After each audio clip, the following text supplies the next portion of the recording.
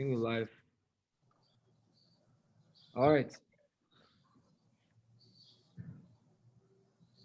So let's see. 1 second. Can you connect here? So show it. I see how many people are joining, things like that. The main point is the woman, right? Yes, sir. Did you have breakfast? Not yet. Here, no. I woke up late today, so I'm being casual, you know. It works. Sometimes, right?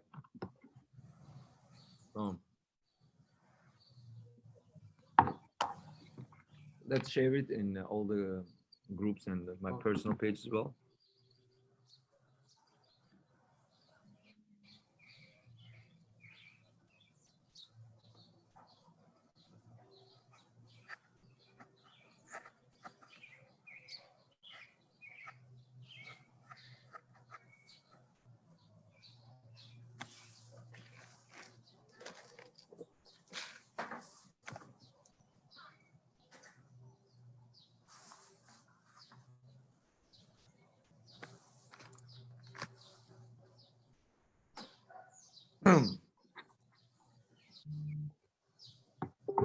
So we have a sharp stop at 10, right? Yes. Amazing. All right, thank you so much, dear Mr. John Fanguy. And today, you know, good to see you too. You look very sharp. You make me look like a trash here, you know. So I'd love to introduce to everyone Mr. Jong Fanguy, who lives in Washington, D.C., precisely Virginia, Arlington, in his beautiful house. He has a nice jacket, by the way. I like the blazer. Is it the blazer? Yes. So, yeah, Mr. Jong Fanguy, he has invested in more than 50 startups. He has a very, deep experience in technology companies, and he has been, graduated from Georgia Tech, and as well as has founded multiple startups himself, and has sits as an advisor in a lot of different startups. And I would love to, let him introduce himself, like some of the cool startups that he's involved in, and let's take it that way. Sure. Thanks so much for the time, Aquabir. Yeah, so my background is technology. I spent 14 years at Accenture, left as a partner there. And since then, I've been involved in one form or fashion with software companies, some on the West Coast venture capital led, some my own startups, but increasingly with early stage tech startups, including Forstay and a number of others. Forstay is pretty interesting for me because it is a platform play, and I like the business model, dual revenue stream with the SaaS model as well. Other notable startups for me include Mobile Passport, which is kind of a replacement for Global Entry, and TrueStar, which is a cybersecurity enclave-based intelligence sharing system, which is in use globally now by most of the major companies and ISACs. So lots of other things out there. If you want to hit me up offline, let me know. But enjoying being involved in startups as an advisor and also an investor, and looking forward to our session today. Amazing. I love the Mobile Passport, one of the startups. We've been in the same incubator at 1776, right? Now that's where we met. That's right. Now it was a small team. Right now I see them everywhere I go. When I land to the airport, I see like, I see Global Entry, TSA pre, and then we have a Mobile Passport. So that's right. How did you get involved with anyways, like, can you tell me about a little bit, where were you born? How did you start getting interested into technology? Did you just wake up and like, all right, I've got the money, let me invest into startups? Throw the money. Yeah, almost since I was born. So my dad was an electrical engineer. He and I were both Eagle Scouts. I wanted to follow in his footsteps as an electrical engineer from the time I was 5 years old. So I got my undergrad and master's in electrical engineering at Georgia Tech. But increasingly, even those degrees at Georgia Tech and other, top 10 engineering schools, computer science is becoming really half of the curriculum for obvious reasons. And my interest really in the early stage startups is that, very, very often folks on the West Coast who have access to significant amounts of capital just because of the ecosystem there consume a lot of the oxygen in the room. And if you look at the rest of the US, there's just as many great ideas and hardworking people. But even knowing what the first step in starting a technology company is kind of a challenge. So for a number of startups, folks have come to me with literally back of a napkin. And as an investor and a co-founder, I was able to take that concept and turn it into a revenue generating business in 6 months. So I like that brisk early stage pace where you get, I get to do a lot of things both as an advisor as well as a founder. And I'm passionate about folks who are passionate about their ideas. You guys at Forstay, you've got 10 years of experience in your industry. You've tried a few things, figured out what works and what doesn't. You're tenacious. You know how to build a scrappy team. You're super thrifty with, the dollars that I've invested and others have invested. So, I mean, you're kind of in the bullseye for me. Thank you. I often know I find founders who just want to found a company because they're tired of having a boss. And that doesn't mean that it can't work. It just means that their path may be a little more circuitous because they're doing it because they want independence and not necessarily to build rapidly a significant player in whatever industry they're focused on. And it takes different types of skills and advisors and board members to make those situations work. They can all work. So I was a little long-winded, but I'm passionate about the experience. I've done it myself. I know what it takes. And I'm excited to be involved in a lot of different startups. Exactly. I love it. I would love to recall the how we met, right? So we were at 7076, one of the incubators in Washington, D.C. And we were working, from the same, co-working in incubator space. And we had a lot of meetings, B2B businesses, business to business, like meetings with our customers, clients. And we always needed someone who had with gray hairs and experience, obviously. And we came to John and we said, John, could you please help us to, and he's a stranger, basically. We don't know him. It doesn't know us. We just know, okay, we just say, hi, how are you? We grab a coffee and that's it. And then we're like, could you come to a meeting with us? He's like, all right, it was very helpful. He said, all right, I can help you out. He came to one of the meetings. That meeting went very successful. Then we went to another meeting, right? I guess after a few weeks. And then he's like, he comes to us and says, all right, I want to invest. I'm like, all right. And then the next day or the other day, he just comes right with a check, puts it on the table and says, here we go. And he leaves. We're like, what the hell is going on, man? I wish all the investors were like that. They come, help, plus they write a check and leave it on the table. So that's how John Fanguy is a really experienced, very nice person at the same time, loves to give back to the community. And what makes you to do what you do? Is it from your, your parents, or is this just you like to get involved into startups, or is this something that makes you happy? Or is this something that you want to, hit the jackpot with? Jackpot. Well, I mean, obviously it's money. So a primary motivator is, making money. But, I guess it's my parents. I don't know, being an engineer, I like complex problems. I like to work hard. I like to try things and figure out which of the 3 or 4 ideas actually works well. I would say that as an investor, what I've learned is that if you run into a startup that isn't really interested in help, but just your money, it can be a warning sign, a red flag. It is not that the folks aren't smart and hardworking and have industry experience. It's that they may be blind to other ideas, whether it's you as an advisor, board member, investor, or perhaps the market. And those external influences can make or break a startup, in a matter of months. So that's one thing I look out for. I'll mention a handful of other kind of key knockout criteria that are on my punch list. So one is, you said, you want to make sure, one of the things, that the founders are coachable. Well, open-minded at the same time. Absolutely. And you guys are exceptionally coachable. And the whole gray hair thing is interesting because I probably was the oldest person at 1776. Not that I'm that old, but it does matter in a lot of arenas outside of perhaps Silicon Valley. Gray hair is kind of a critical component of sales, borrowing money, hiring talent, et cetera. And, you know, in your market space, as you well know, where you're marketing and selling primarily to people who are kind of at my age as decision makers, like having somebody at least involved, maybe not in the room, but involved for a reference call, et cetera, makes a big difference. And I'm happy to have helped you guys in those fashions. So that's one, coachability. That's a very subtle thing. Sometimes you don't know that, or sometimes it's easy to feign or fake. But other big things are, you know, one of the founders has to be full-time in my book.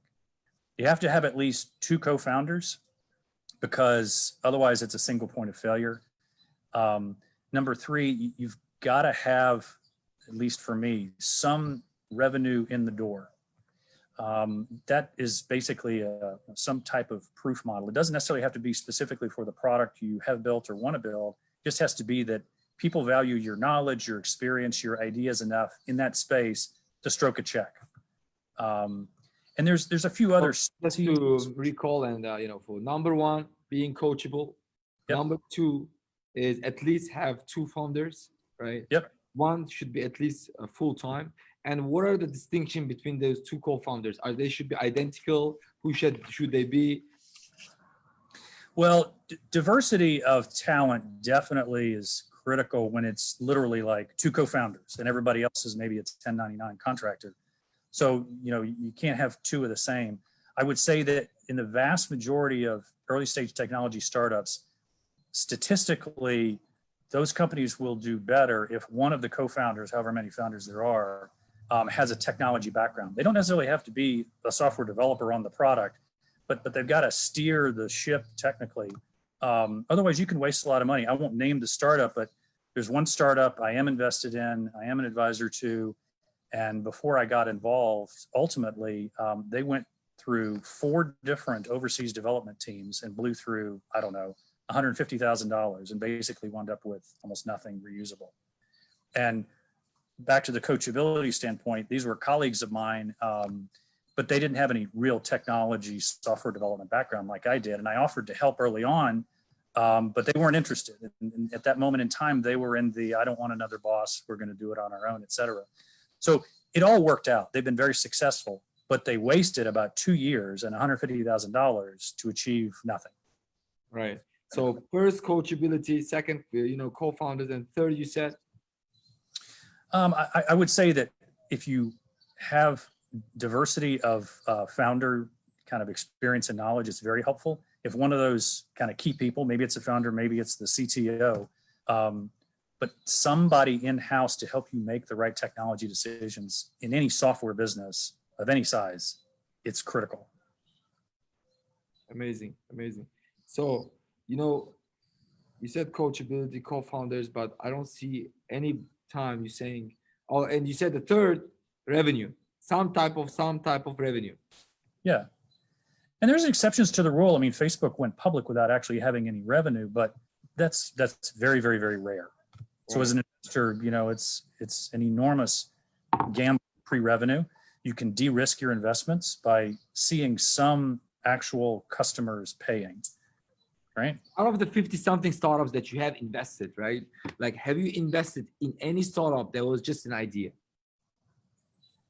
Well, sorry, the dogs are watching the other dogs walk by. The dogs are watching the live show. I have.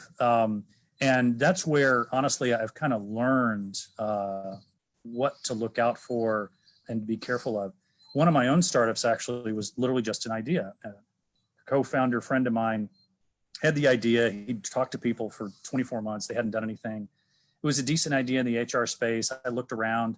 Sure enough, nobody was doing that particular thing. We turned it into, this is all bootstrap, like our own money, turned it into a revenue generating software product in 6 months.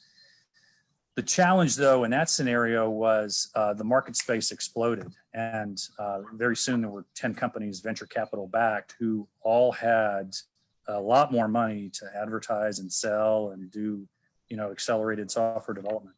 So was a great idea. We did it very efficiently. We were very diverse as founders. There was revenue, et cetera, et cetera. But ultimately, you have to have more than a great idea and a product that works and revenue. And you've got to have some differentiation. So before that, I put it the product that works. So now, you know, coachability, having co-founders, some type of revenue, right? So most of your startups that you have invested, they already had an idea, they already had a team, right?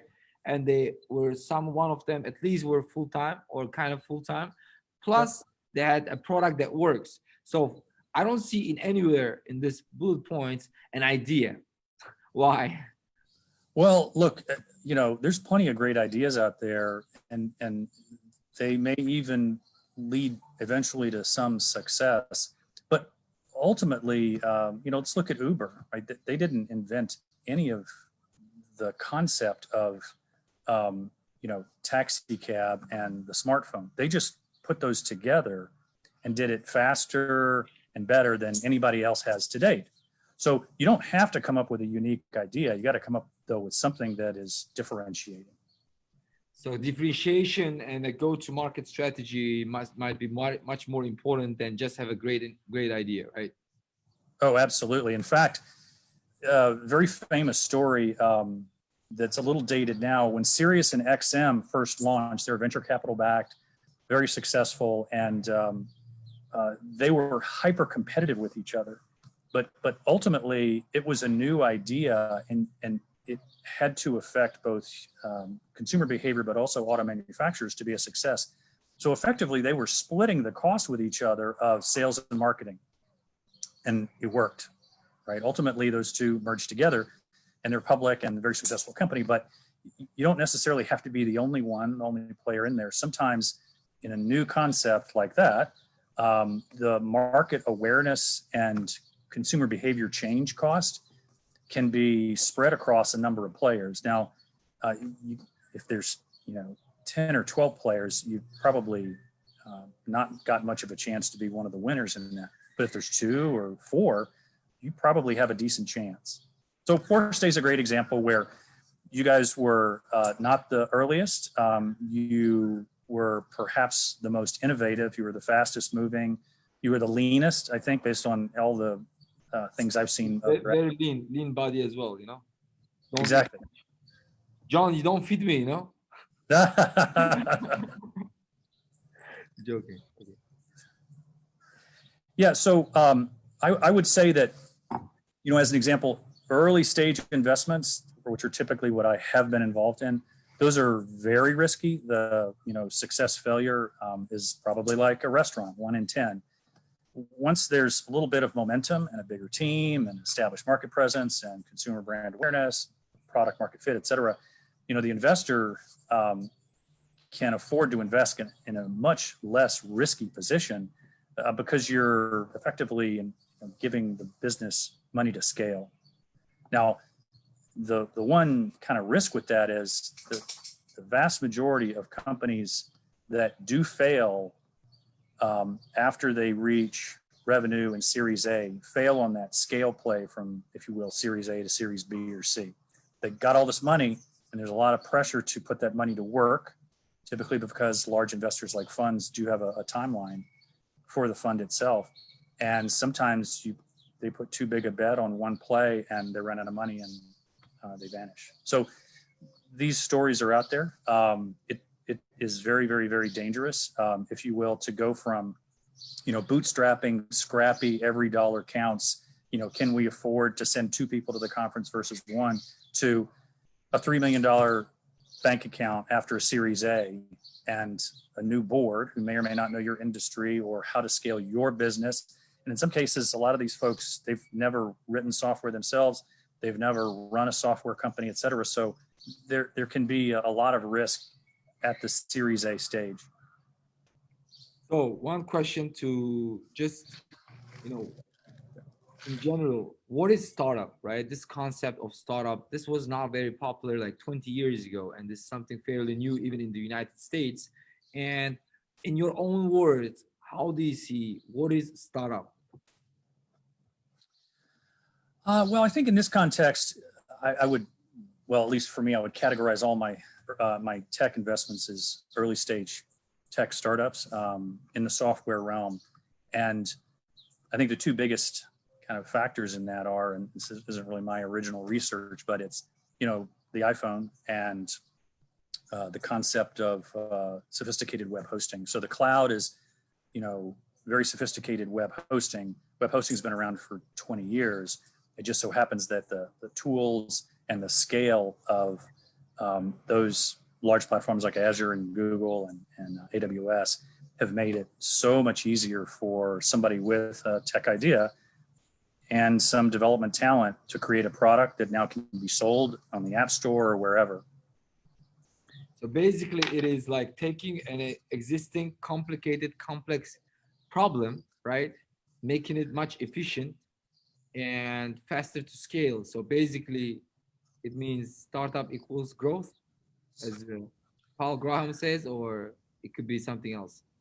Well, so I don't know, maybe startup means small company with a differentiated idea and a fresh landscape and an ability to exploit technology at scale for a much more cost-effective business model. Right. So basically ability to do a lot of things or solving a certain problem in a very efficient way with little resource and little people. I mean, few people. Yeah, absolutely. You know, a great example is DocuSign, which is all over the news today because of its latest valuation. But, you know, increasingly, it's becoming the default way to do most legal transactions, including buying your dream house. And effectively, there's nothing all that sophisticated in the DocuSign business model, but they made it work by first giving it away for free on the iPhone to do simple things like lease applications or whatever, smaller documents and transactions, and then ultimately getting the consumer to drive the expectation of how easy it ought to be to legally execute a contract. And then hence they were able to convince businesses to pay for the service. Great. So we also have in our audience a lot of people who have ideas and they want to start a startup, right? But they don't know where to start it. And the thing is, the idea is always there. You keep thinking about it, and you think if you say your idea to somebody else, they're gonna steal it. And as well as you know, like you don't know where to start. So you've got a great idea. You think it's the next big thing, and you keep waiting. Time is running and ticking. What would be the next things to do for the founders? Yeah. Right. Well, that is a big problem. I mean, let's be honest, like it's hard to come up with a truly unique idea, right? And it's a little bold to think that, you know, any of us are perhaps, you know, Albert Einstein or, you know, Elon Musk, right? That's okay. The reality is that other people probably have heard of your idea or something similar. That may lead you to a better answer because starting a company on your own, whether you've got one person or two people, et cetera, like it's really hard to go from idea to product, even if you don't need a paycheck, et cetera. The reality is the more people you have involved in making both the idea more attractive and also access to both advisor resources or financial resources, et cetera, the more likely you're going to find faster success. So I run into that a lot with people afraid to tell you their idea. And the reality is that if you're just in love with the idea and how awesome your idea is and you dream about your idea at night, that's great. God love you. But that doesn't get you anywhere towards a paycheck or, you know, quote, changing the world or whatever, you know, would be an aspirational goal for a founder. So I would say that the best thing you could do is probably find people that you at least have some ability to trust, friend or friend of a friend, who have some relevance to the industry or knowledge of, and let them tear it apart. It'll be hard to hear your idea shredded by an industry expert, but that can lead you to both a better idea, a slightly different idea, or a better revenue model.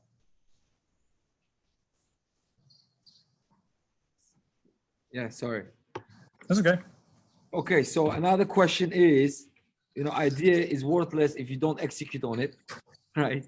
And as well as, all right, you have the idea, you have some money a little bit, you're trying to do something, with your here and there, a few $100, you started, and then you ran into a cash problem. You need money to sustain your idea. Like, what should you do, or who should you go first for funding? Are you gonna call John Fanguy, or are you gonna, jump on LinkedIn and start writing, "I need money, please," or write on Facebook? Can you hear that? Can you hear that yard service? Is that a bad audio? That okay? No, it's good. I can hear you well. That's good. Same with the audience, yeah. Well, look, I would say that in general, nobody with any sophistication is going to invest in you if you haven't invested in yourself. So just tell yourself you and your co-founders are going to have to come up with $20,000, not necessarily today, but over, let's say, a period of 6 months to make that product a beta, an MVP. So basically, because a lot of people are watching from international as well, like sustainability of 2 founders for the next 6 months, right? It could be any amount. Yeah.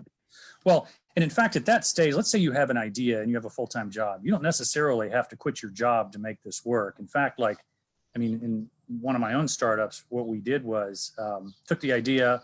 I was able to contact a bunch of software development kind of experts that I knew about what's the right technology architecture to attempt this on, based on the user kind of working behavior, whether it's a smartphone app, native, or whether it's HTML5 or whatever. And I was able to get the design done for less than $2,000, leveraging some folks I found in Eastern Europe. That's just kind of the clickable version. And then I want to say for maybe $15,000 of back-end work, we were able to create a real working version that we could take to potential customers or advisors or potential investors and show them, here's what this would look like. Here's how it would work. So it does a lot. Like, it's really hard for people who aren't true software development people,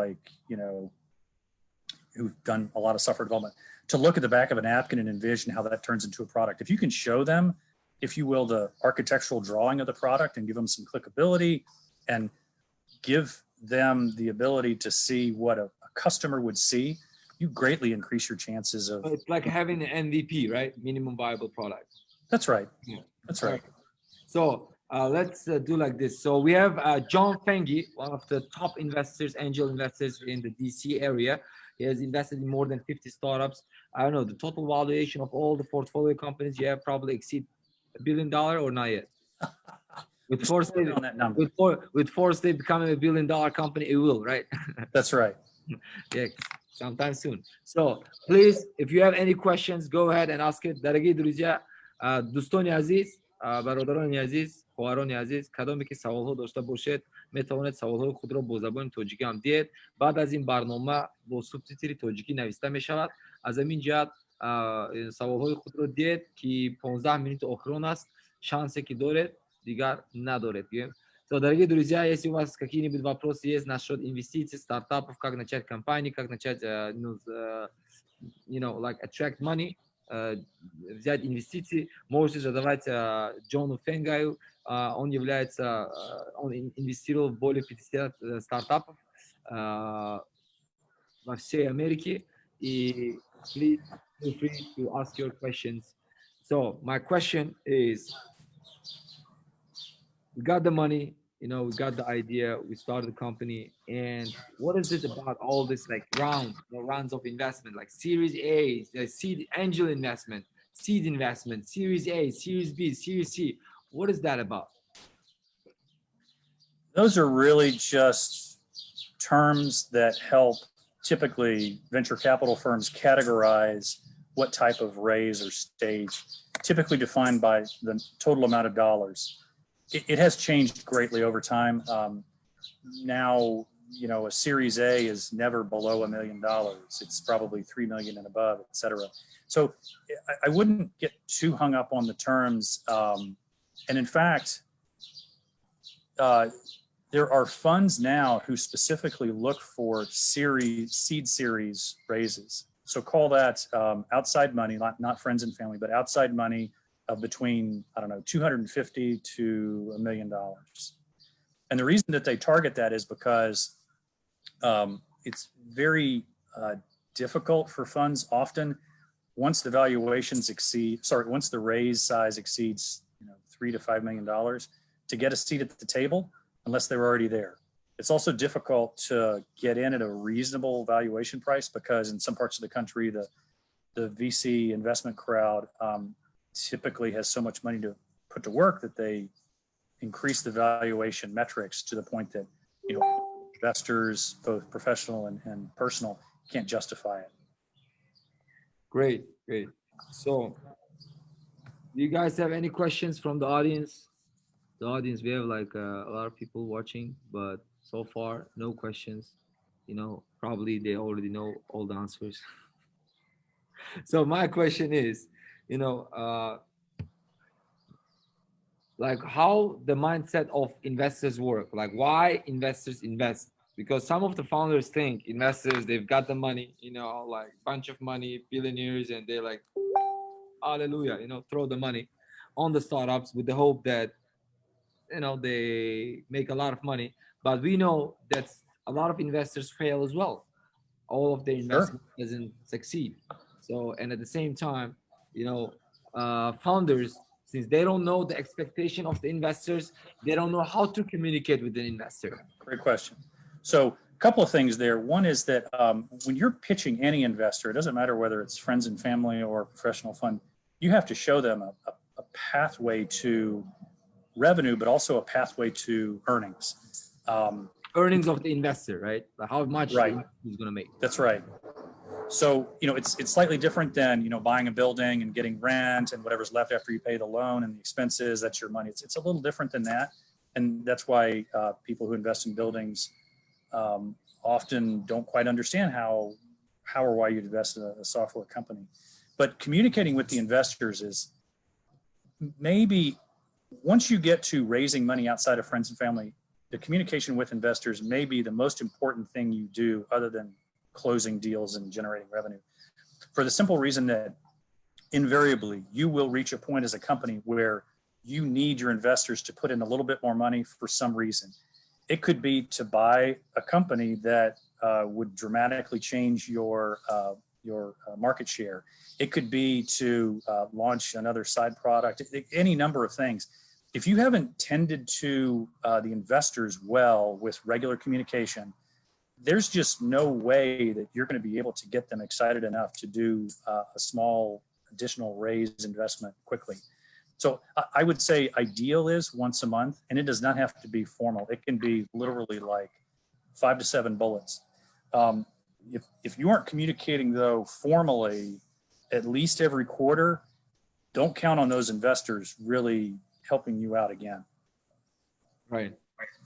So one more question, in addition to that, like I used to think personally, I'll meet the one rich guy named John Fanguy, or it could be Rockefeller or someone, he's going to like me. And he's going to like, wow, you've got an amazing idea. And he's going to write a check of $1 million. Is that the case?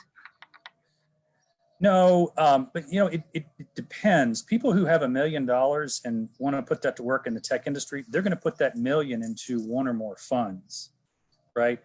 The typical way that these tech startups launch, and this is true on the West Coast, on the East Coast, wherever, is a little bit of bootstrap money. We talked about that previously, and then some kind of friends and family round. And it doesn't have to necessarily be the family, but you have to prove the ability that you can get to the next level with your contacts and connections.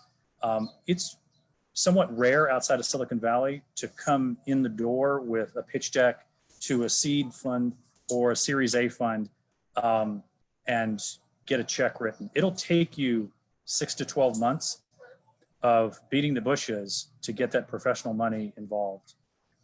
There was one founder, one of my better performing investments, who the CEO said he spent 6 months only doing fundraising.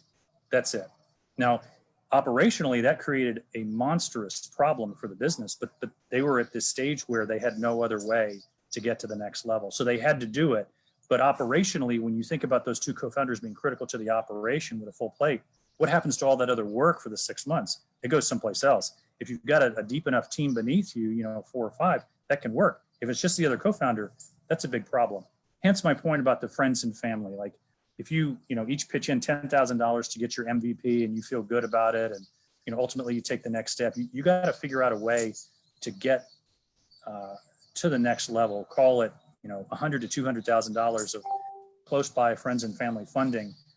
Otherwise, you're never going to be able to spend enough time fundraising, much less your full-time job because you haven't quit yet, much less running the quote new company. Okay, so we have some questions from the audience. I know this is very interesting. We're just getting into the interesting part. So basically, recap, right? For fundraising, there is no way that you're going to get one check from one person 99% of the time. So first is you're going to spend your own money. That's what we did. We spent $150,000 just to, go out there with foresight. Same happened. The second is, so bootstrap, we call it bootstrap. The second is friends and family, right? As Farid, the co-founder at Foresight, Farid says, if your mama doesn't trust you with the money, who's going to trust you, right? The same way, all right, you got to go to your friends and family. If they trust you their money, it already qualifies you, okay, this guy is trustworthy. And the third, after that, you go to professional angel investors, just like Mr. John Fanguy, right? And then you go to VC, blah, blah, blah. And then you go to public stock market, and then you go to NASDAQ, cut it, and then you jackpot, buy an island and sleep. Yeah, I would add, yes, all accurate. I would add one additional thing, which is if your whole game plan in a raise is just to raise enough money to get to the next raise, you may have an operational problem, or you may have another problem with your business model. That can work on the West Coast. It has worked many times, but that's quite rare, really, in the US. Okay, so a few questions. Thank you so much. One is Sulaiman Sultanov is saying, how about the investments that are outside of United States, international startups that are maybe located in Central Asia, Tajikistan particularly, or other markets in the world? Would the investors in the US be willing to invest or interested to invest? And, what are the things they look for in it? Right. So step one is the company would have to be, if you will, incorporated here, whether it's a corporation or an LLC. That's a requirement of really any investor. Number two is there actually are pretty impressive funds and syndicates on AngelList who specialize in non-US investments. And perhaps they're from that geography, perhaps they have a significant presence in that geography from the rest of their business or whatever.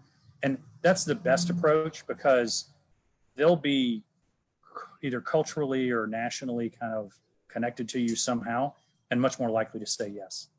So basically, when you are registered in the US, it's already building a trust here, plus the bank account is going to usually be here, right? And at the same time, so you have some type of, the investors have leverage if something goes south, Yeah, and it's also an understanding of the law. The US corporate laws are possibly the most well understood in the world. And it's just easier for the average investor and definitely the funds to start with that as a baseline. Amazing. So another question from Mansour Alimov. How do you think the pandemic will affect investors' behavior in the next 1-2 years as there is more uncertainty now? The world became a big startup, right? I'm adding that part myself. And are investors likely to be more aggressive or passive right now? I would say if you listen to, private equity and VCs, they would say it was a very nervous March and April, but we've proven the world with, the governments and central banks doing the right things can survive this. And this won't be the last pandemic, of course. So based on what I'm seeing, the investment velocity is actually increasing. And I'll give you another example, another startup of mine, well-performing startup. They had 3 offers on the table from very, very big global companies to buy them. And I would have been very happy with the price. Pandemic hit, their business model was somewhat challenged just because the world changed. And so the acquirers hit pause, but the VCs who'd been already invested in them and interested in expanding the business and not selling just yet, put in 10 million more dollars. So there's more money out there. Oh yeah. So if you fall down, you fall down on Franklin. That's right. All right. So it's now that so investors are right now more aggressive. Is that the case? Because of the less startup opportunities, or what is that? Well, I would say that the desire of any investor, whether they're private or a fund, et cetera, to have some level of alternative investment, which has typically a higher risk reward equation, like a tech startup, that money is still there. The question is, what valuations will the investor get to make an investment in a company? So in many of the investments I'm seeing that I'm previously an investor in a prior round, there's a lot of bridge rounds going. Bridge round typically means it's the same valuation as the last round, but the business model changed and we need more money. Now that's a slight dissolution for me and other investors, but the company survives. It's much better scenario than the alternative. Amazing. So another question, my question, is saying, my question is that we all know by now most of the business sectors already advanced their levels as a latecomer. What will be the advantages and disadvantages of the latecomers and how to make sure to survive in the market? I would like to know your ideas as an entrepreneur and investor. So I'm trying to understand it. Did you understand the question?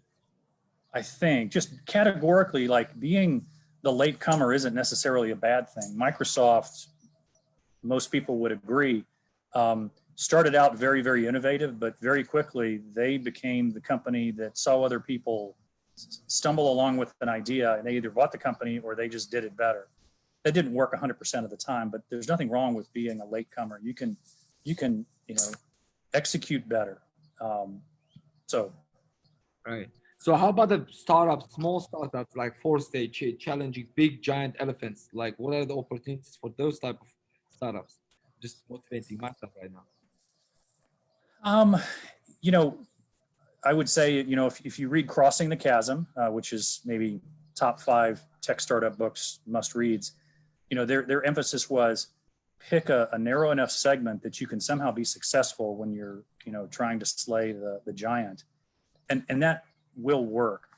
Now, though, because of the smartphone and because of social media and a lot of other ways to very cost effectively sell and market both consumer as well as B2B solutions, you don't necessarily have to pick one segment.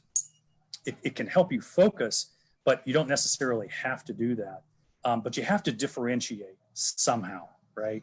The Goliaths are probably very successful and very large and making a lot of money, but they're typically, they can't innovate very well, which is why Oracle and SAP primarily just buy other software companies rather than try to do the R&D internally. So the differentiation there is critical. So it's like eat or be eaten. Yeah, and I think a lot of tech startup founders think that they're going to conquer the world, and it's a great thing to dream about. But the reality is, put yourself on a timeline and say, okay, I'm going to try this bootstrap mode with my $10,000 check and my co-founder's $10,000 check for 3 months. Let me set some milestones for myself. I get 3 customers, whatever you'd call a customer, to sign a letter of commitment formally to say, if you would deliver this solution, I would likely pay this amount of money. That helps you validate your own business idea, that you're not wasting your time on that idea. It also is valuable in talking to friends and family or funds, etc.